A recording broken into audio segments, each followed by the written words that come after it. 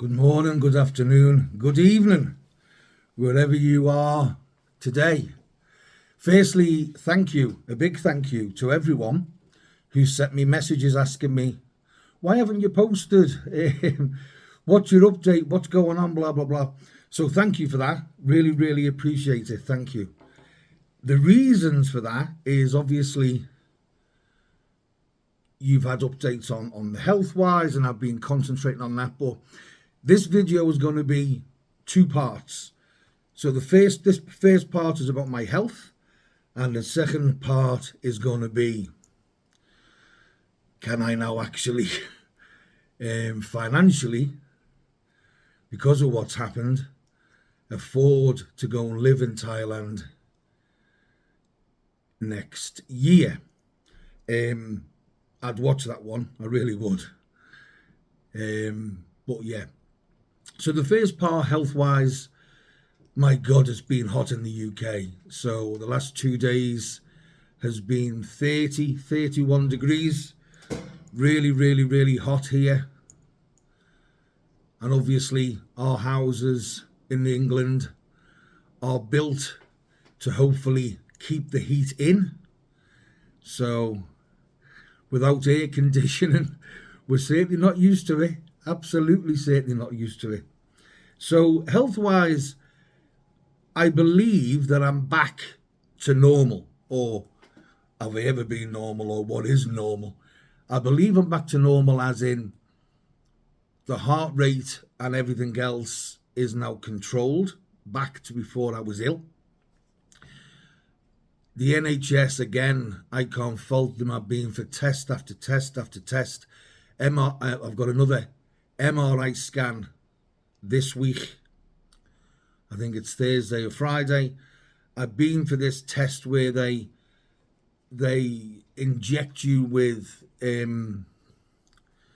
or what's it called now? Some sort of chemical, some sort of nuclear thing.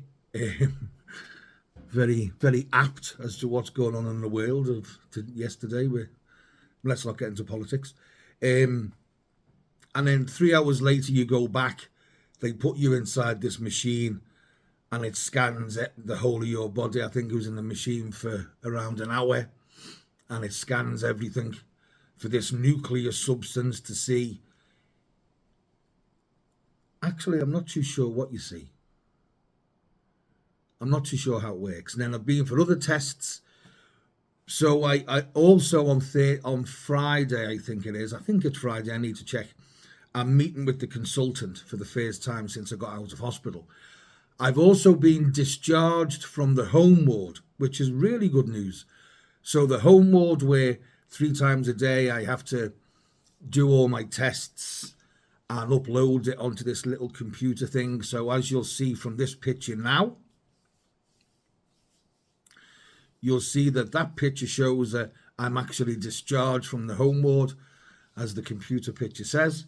So I'm just now back to the main consultant in the hospital and my doctors, although I haven't been to the doctors yet. I have had my first prescription of tablets, and as you can see, there's shed loads of them. There's 1, 2, 3, 4, 5, 6, 7, 8. So that's 8 sets of tablets a month. I'm hoping when I see this consultant at the end of the month that it's a lady, that she can say to me, because I'm going to go into in depth as to say what are these tablets for. I know 2 sets of them. One is a water tablet.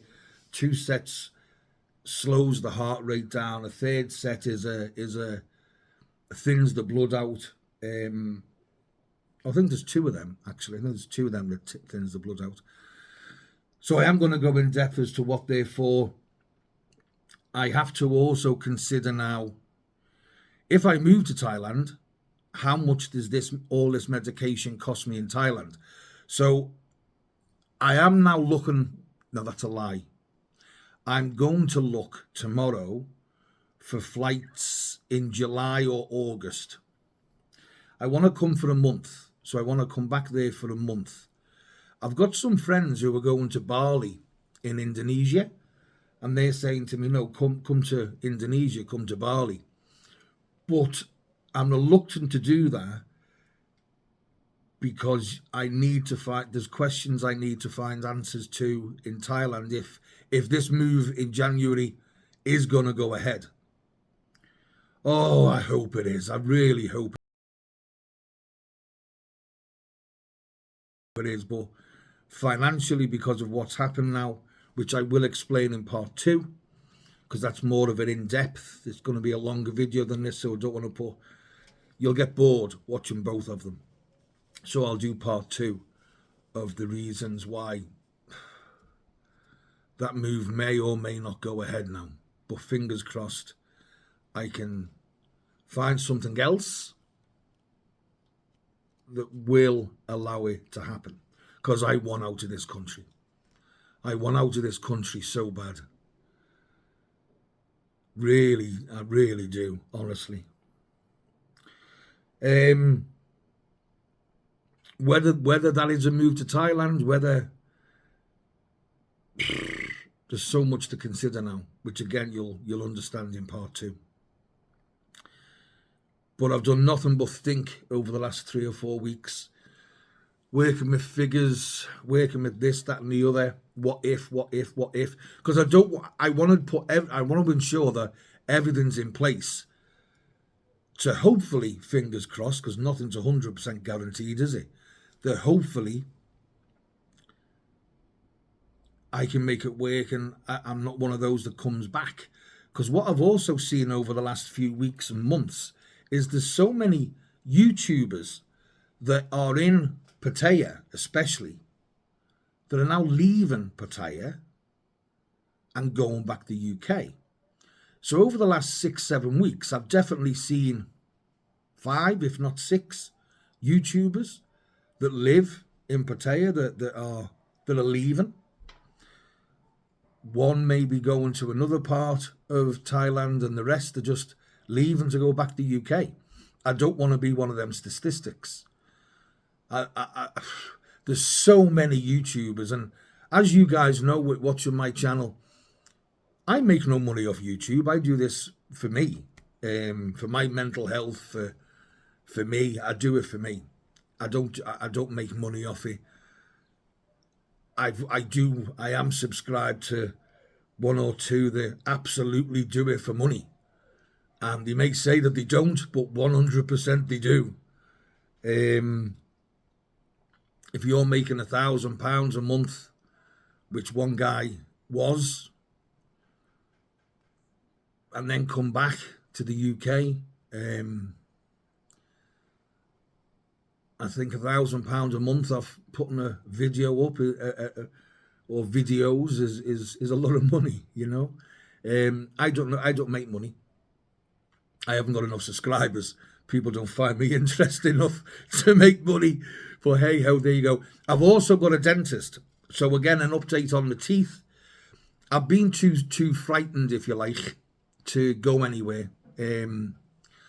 Apart from being frightened to go anywhere because of the heart and the medical and the things that's been wrong with me. Honestly, I'm not those that have watched me from the beginning, they know me. I'm not a frightened person in any way, shape or form, but the realistic things of when you wake up every morning, or should I say when you go to bed every night, of being alone and living on your own, the first few weeks when I come home was, my God, am I going to wake up in the morning? Who's going to find me if I don't wake up? Who cares? If I don't wake up, actually, who cares? Do you know what I mean? But a big shout out to my mate Paul, my mate Paul. He's been fantastic through this. He was fantastic when I was in the hospital. He was fantastic when I come out the hospital, ringing me every day, if not more than once a day, making sure I was okay, popping round as well. I really respect, appreciate and love that man. Honestly, Paul, without you, without your family, Honestly, mate. I do hope you watch this, because he's terrible on the phone. He doesn't know whether he gets notifications or telephone calls or text messages. He's an absolute, hasn't got a clue about how to work a phone. So he might watch this video, he might not, but if you do watch it, Paul, big respect to you, mate. And also what it showed me is who are your friends and who aren't your friends. Not that I've got many, but this has showed me that one person who I thought was, no, absolutely not. So anyway, guys, that was just a quick update, because I have had many messages of saying, are you still here? Have you popped your clogs or what? But I am still here, and I hope you watch this video, and please do watch episode 2 that will be out in a day or two, because episode 2 will explain an awful lot of whether I'm going to go, whether I can go financially now or not. Cheers, guys. Take care. Speak to you all soon. Thanks very much. And thanks to the subscribers. Thanks for watching, liking, commenting. Thank you.